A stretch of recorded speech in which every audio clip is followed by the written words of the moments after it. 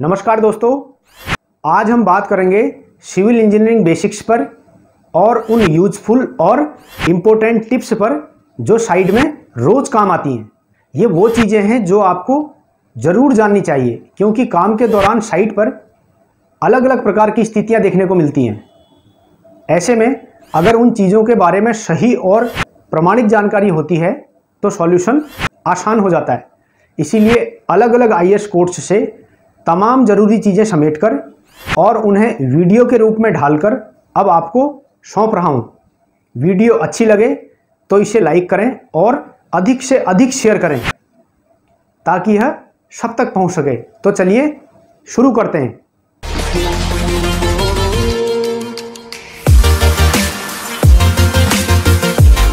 आइए सबसे पहले बात करते हैं ग्रेड्स ऑफ कंक्रीट पर। दोस्तों, आईएएस कोड 456/2000 टेबल 2 में इन्हें 3 ग्रुपों में बांटा गया है, जिनमें सबसे पहला है ऑर्डिनरी कंक्रीट यानी कि M10, M15 और M20, जिनमें M का मतलब है मिक्स से और उसके बाद जो नंबर हैं वो उस कंक्रीट की 28 डेज कंप्रेसिव स्ट्रेंथ है। इसमें जो क्यूब मोल्ड यूज़ करते हैं उसका साइज होता है 150 mm और यूनिट होती है न्यूटन पर स्क्वायर mm। दूसरे नंबर पर है स्टैंडर्ड कंक्रीट। इसमें आती हैं M25, M30, M35, M40, M45, M50 और M55 को शामिल किया जाता है। इनके बाद आती है हाई स्ट्रेंथ कंक्रीट। इसमें है M60, M65, M70, M75 और M80। सेकंड नंबर पर है नॉमिनल कवर टू रीइंफोर्समेंट। दोस्तों, कंडीशन ऑफ एक्सपोजर के आधार पर आईएएस कोड 456/2000 टेबल 16 में जो नॉमिनल कवर की ज़रूरत बताई गई है वो कुछ इस तरह है। जैसे माइल्ड एक्सपोजर कंडीशन की बात करें तो इसके लिए जो नॉमिनल कवर की ज़रूरत बताई गई है वो है 20 mm। ऐसे ही मॉडरेट एक्सपोजर कंडीशन में 30 mm, सीवियर एक्सपोजर कंडीशन में 45 mm, very severe exposure condition में 50 mm और एक्सट्रीम एक्सपोजर कंडीशन में जो नॉमिनल कवर की ज़रूरत बताई गई है वो है 75 mm। साथ ही फायर रेजिस्टेंट पीरियड की बात करें तो इस लिहाज से जो कवर की ज़रूरत है उसके बारे में टेबल 16A में बताया गया है। उदाहरण के तौर पर अगर किसी बिल्डिंग को 2 आवर्स फायर रेजिस्टेंट पीरियड के लिए डिज़ाइन करते हैं तो कितने कवर की ज़रूरत होती है, आइए देखते हैं। सिंपली सपोर्टेड बीम है तो कवर रखना होगा 40 mm, वहीं कंटिन्यूअस बीम के लिए यह घटकर 30 mm हो जाता है। ऐसे ही स्लैब की बात करें तो सिंपली सपोर्टेड स्लैब में 35 mm, जबकि कंटिन्यूअस स्लैब के लिए 25 mm कवर की ज़रूरत होती है, जबकि कॉलम के केस में किसी भी स्थिति में कवर 40 mm से कम नहीं रखना होता।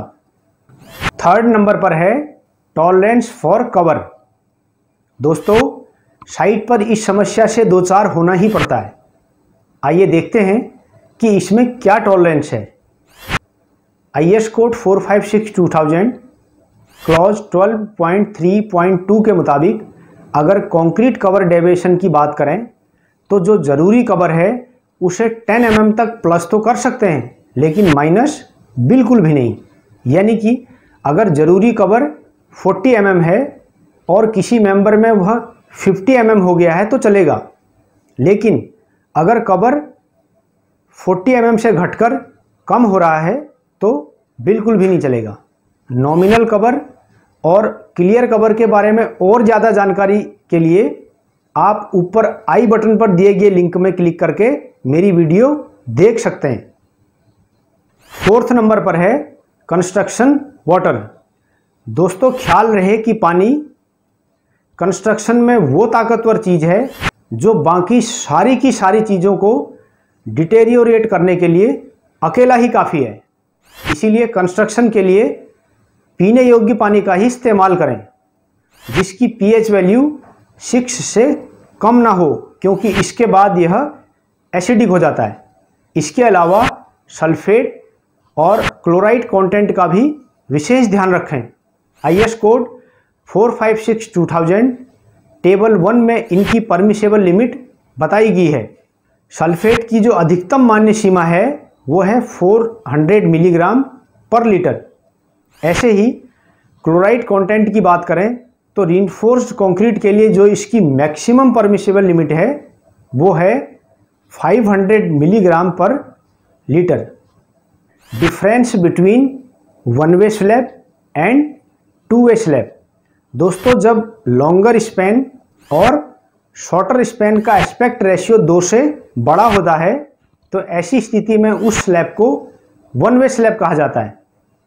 वहीं जब यह एस्पेक्ट रेशियो 2 से छोटा होता है तो उस स्थिति में स्लैब को टू वे स्लैब कहा जाता है। उदाहरण के लिए आप इस चित्र में देखेंगे कि स्पैन की लॉन्गर साइड को LY से दर्शाया गया है जबकि शॉर्टर साइड को LX से। और जब हम LY डिवाइडेड बाई LX करेंगे तो जो वैल्यू मिलती है उसे ही एस्पेक्ट रेशियो कहते हैं और उसी से निर्धारित होता है कि स्लैब वन वे स्लैब है या फिर टू वे स्लैब। उदाहरण के तौर पर इस चित्र में LY की वैल्यू 5 मीटर है जबकि LX की वैल्यू 2 मीटर। इस प्रकार LY डिवाइडेड बाई LX यानी कि 5 divided by 2 equal to 2.5 metre, यानी कि स्लैब वन वे स्लैब है क्योंकि एस्पेक्ट रेशियो 2 से बड़ा है। 6th नंबर पर है water cement ratio in concrete. दोस्तों, आईएस कोड 456-2000 टेबल 5 में अलग अलग एक्सपोजर कंडीशन के आधार पर मिनिमम सीमेंट कंटेंट और मैक्सिमम वाटर सीमेंट रेशियो बताया गया है। अगर सीमेंट की बात करें तो माइल्ड और मॉडरेट दोनों ही एक्सपोजर कंडीशंस के लिए मिनिमम सीमेंट कंटेंट 300 kg पर m³ बताया गया है, जबकि सीवियर, वेरी सीवियर और एक्सट्रीम एक्सपोजर कंडीशन के लिए मिनिमम सीमेंट कंटेंट क्रमशः 320, 340 और 360 kg पर m³ बताया गया है। वहीं वाटर सीमेंट रेशियो की बात करें तो माइल्ड एक्सपोजर कंडीशन में 0.55, मॉडरेट एक्सपोजर कंडीशन में 0.5, जबकि सीवियर और वेरी सीवियर दोनों ही एक्सपोजर कंडीशन में 0.45 और एक्सट्रीम एक्सपोजर कंडीशन में यह रेशियो 0.4 बताया गया है। 7th नंबर पर है adjustment to minimum cement content.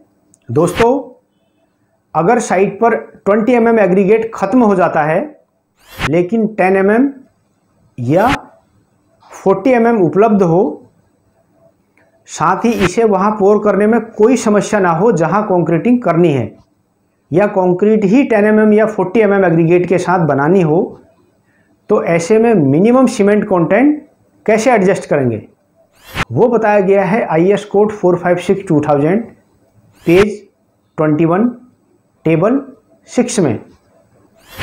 यहाँ आप देख सकते हैं कि अगर हम 20 mm एग्रीगेट यूज करते हैं तो सीमेंट कंटेंट वही रहेगा जो मिक्स्ड डिजाइन में दिया गया है, लेकिन अगर हम 10 mm एग्रीगेट यूज करते हैं तो हमें सीमेंट कंटेंट 40 kg पर m³ बढ़ाना होगा, यानी कि जो भी डिजाइन मिक्स में सीमेंट दिया गया है उसमें 40 kg बढ़ाना होगा। वहीं अगर हम 40 mm एग्रीगेट यूज करते हैं तो सीमेंट कंटेंट कम करना होगा, कितना, 30 kg पर m³। 8th नंबर पर है टॉलरेंसेज ऑन प्लेसिंग ऑफ रीइंफोर्समेंट। दोस्तों, साइट पर इस समस्या से सामना हो ही जाता है, सरिया बांधने में कहीं ना कहीं स्पेसिंग गड़बड़ा ही जाती है। ऐसे में सवाल उठता है कि अगर किसी मेंबर में सरिये की सेंटर टू सेंटर स्पेसिंग कम या ज़्यादा हो जाती है तो ऐसे में जो टॉलरेंस की लिमिट है वो क्या है। दोस्तों, आईएस कोड 456-2000 क्लॉज 12.3.1 के मुताबिक जिस मेंबर की इफेक्टिव डेप्थ 200 mm या उससे कम है तो रीइंफोर्समेंट प्लेसिंग में जो टॉलरेंस रहेगा वो है ±10 mm, यानी कि अगर बार्स की centre to centre distance 200 mm है तो टॉलरेंस के बाद उन्हें 210 mm या 190 mm डिस्टेंस पर एक्सेप्ट किया जा सकता है। साथ ही जिस मेंबर की इफेक्टिव डेप्थ 200 mm से ज़्यादा है तो रीइंफोर्समेंट प्लेसिंग में जो टॉलरेंस रहेगा वो है ±15 mm। 9th नंबर पर है frequency of sampling of concrete. दोस्तों IS कोड 456/2000 क्लॉज 15.2.2 के मुताबिक ग्रेड वाइज और क्वांटिटी वाइज कंक्रीट सैंपलिंग की जो फ्रीक्वेंसी है वो कुछ इस तरह है। अगर कंक्रीट की क्वांटिटी 1 m³ से लेकर 5 m³ के बीच है तो इसके लिए जो नंबर ऑफ सैंपल्स की ज़रूरत होगी वो है 1, यानी कि 1 सेट, और 1 सेट बराबर होते हैं 3 क्यूब्स। यहाँ यह क्लियर कर दूँ कि कभी भी सिंगल क्यूब नहीं भरते, कम से कम 3 क्यूब्स का एक सेट रहता है। उदाहरण के तौर पर अगर आपको 7 डेज और 28 डेज कंपैरेटिव स्ट्रेंथ टेस्ट करना है तो आपको कुल 2 सेट यानी कि 6 क्यूब्स भरने होंगे, और अगर 14 डेज भी टेस्ट करना है तो 1 सेट या 3 क्यूब्स और बढ़ जाएंगे। इस प्रकार कुल 3 सेट या 9 क्यूब्स हो जाएंगे। ऐसे ही कंक्रीट की क्वांटिटी 6 m³ से लेकर 15 m³ के बीच होने पर नंबर ऑफ सैंपल्स हो जाएंगे 2। वहीं 16 क्यूबिक मीटर से लेकर 30 क्यूबिक मीटर के बीच नंबर ऑफ सैंपल्स हो जाएंगे 3, जबकि 31 m³ से लेकर 50 m³ के लिए नंबर ऑफ सैंपल्स हो जाएंगे 4। वहीं 51 और उससे अधिक क्वांटिटी होने पर हर 50 क्यूबिक मीटर के लिए एक सैंपल और लेना होता है। उदाहरण के तौर पर अगर M25 कंक्रीट की क्वांटिटी 90 m³ है तो नंबर्स ऑफ सैंपल हो जाएंगे 5। 10th नंबर पर है मैक्सिमम स्पेसिंग फॉर स्पेसर और चेयर्स।